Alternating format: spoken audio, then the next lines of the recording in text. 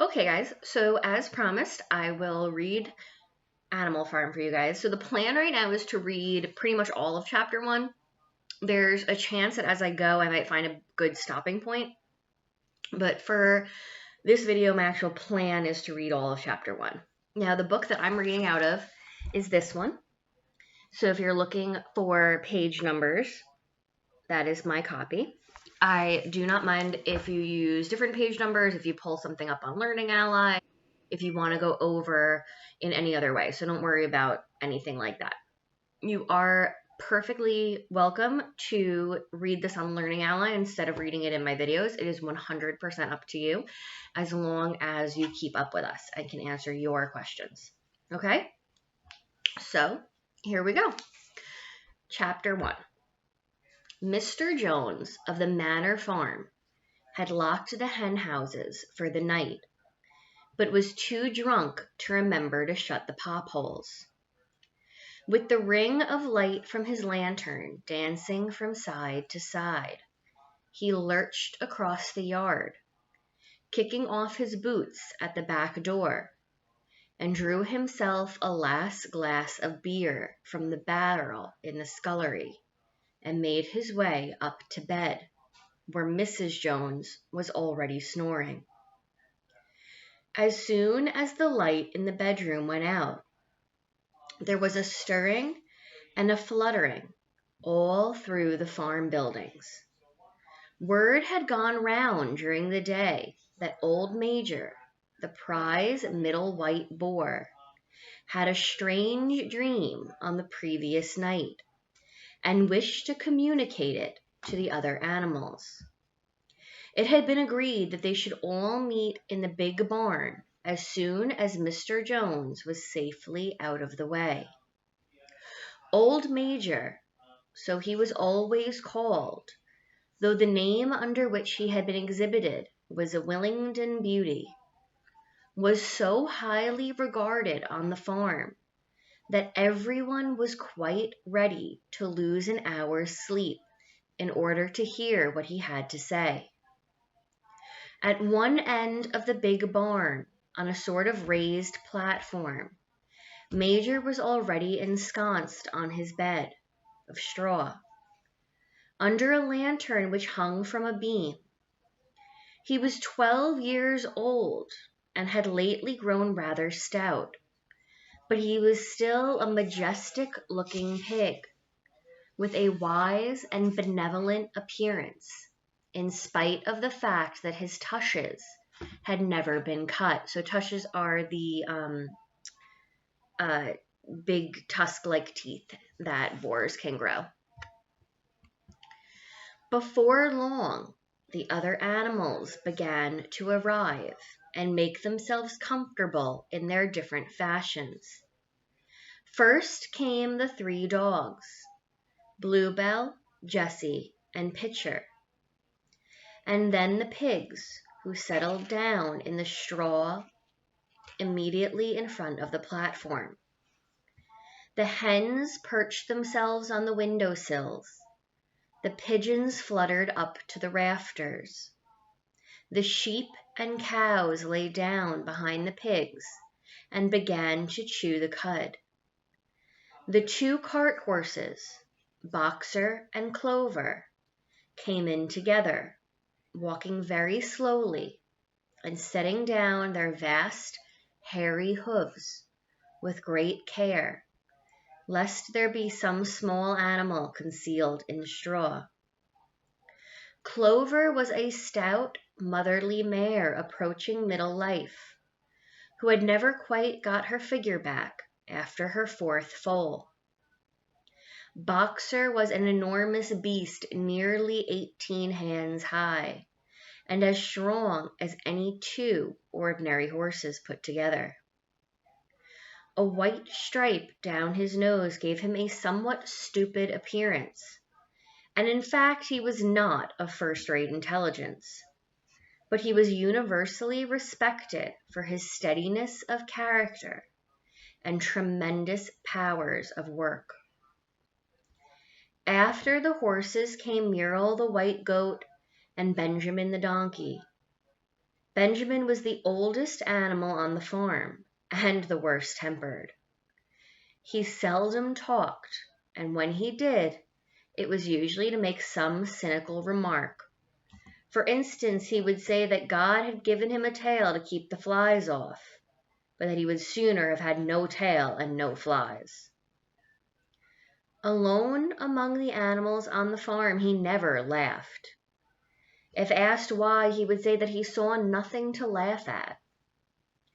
Nevertheless, without openly admitting it, he was devoted to Boxer.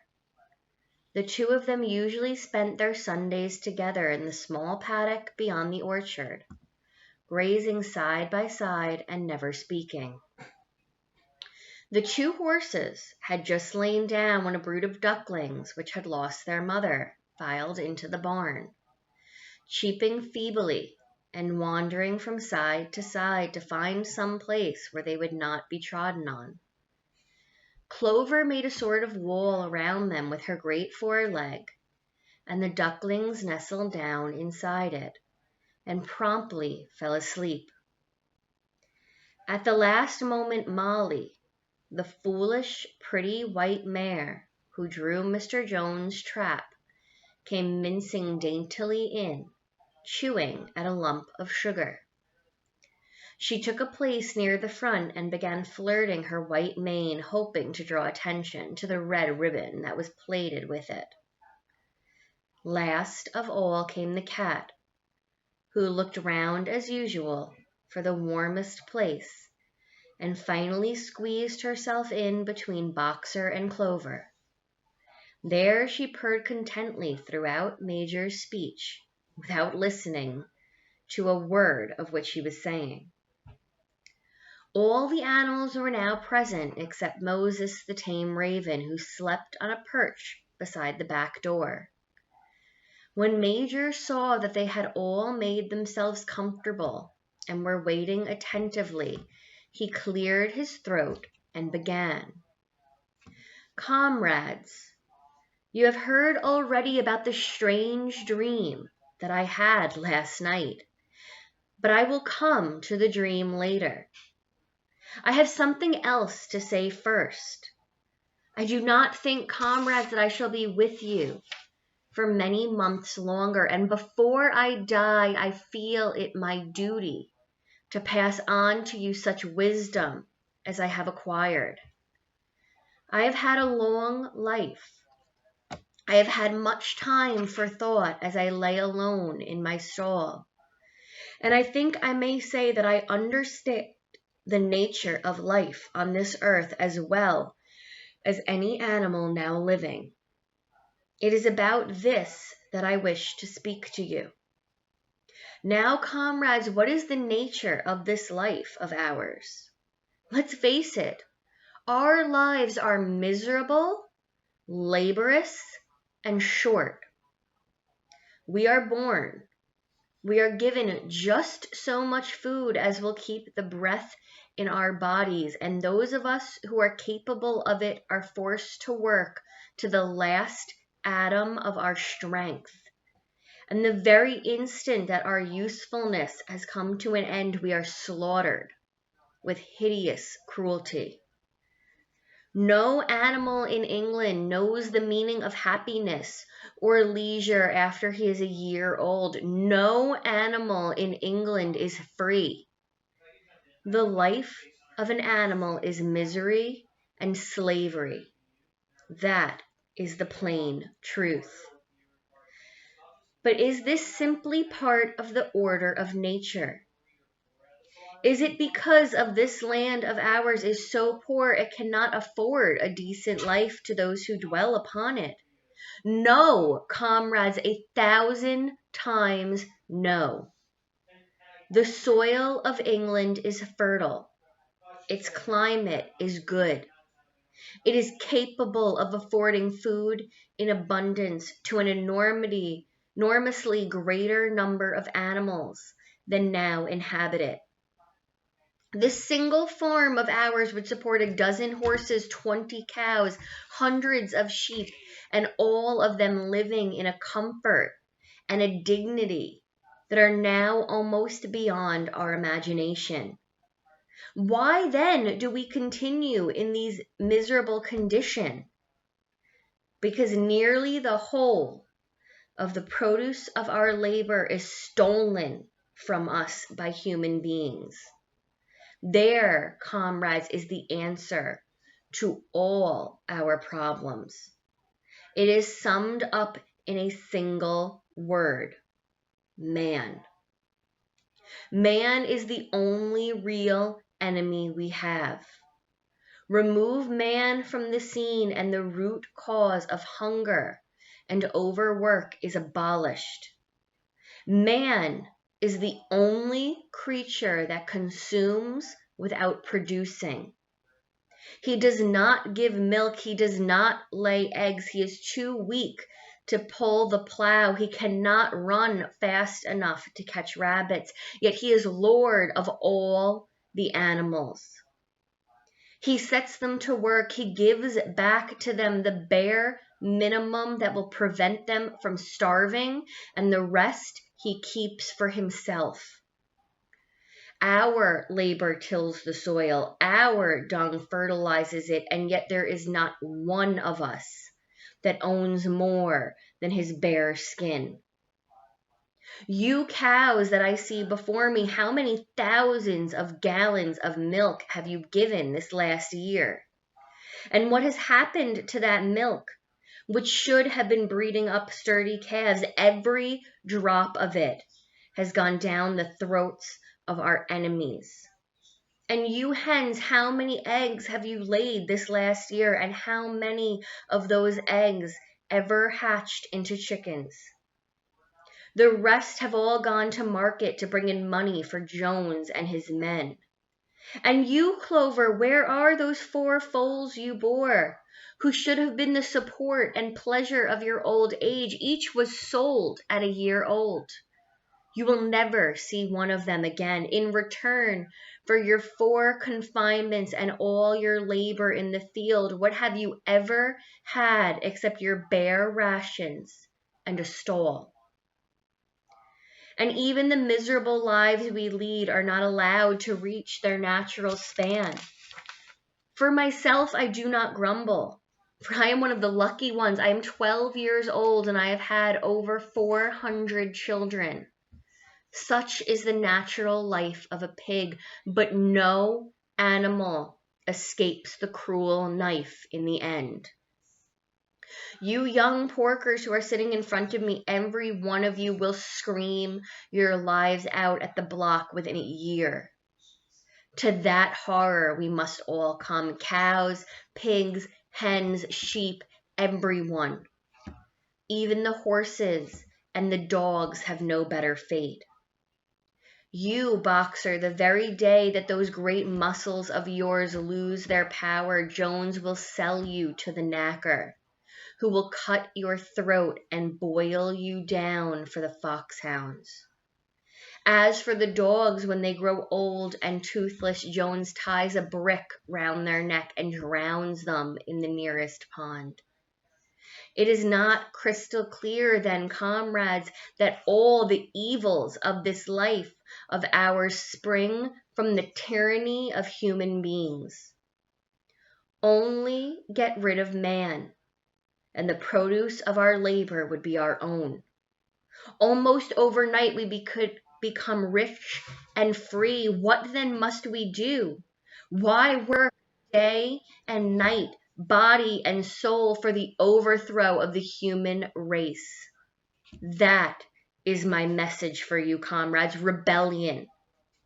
I do not know when that rebellion will come. It might be in a week or in 100 years, but I know as surely as I see this straw beneath my feet that sooner or later justice will be done. Fix your eyes on that, comrades, throughout the short remainder of your lives, and above all, pass on this message of mine to those who come after you, so that the future generations shall carry on the struggle until it is victorious. And remember, comrades, your resolution must never falter. No argument must lead you astray. Never listen when they tell you that man and the animals have a common interest, that the prosperity of one is the prosperity of the others. It is all lies. Man serves the interest of no creature except himself. And among us animals, let there be perfect unity, perfect comradeship in the struggle. All men are enemies. All animals are comrades. At this moment, there was a tremendous uproar while Major was speaking. 4 large rats had crept out of their holes and were sitting on their hindquarters listening to him. The dogs had suddenly caught sight of them, and it was only by a swift dash for their holes that the rats saved their lives.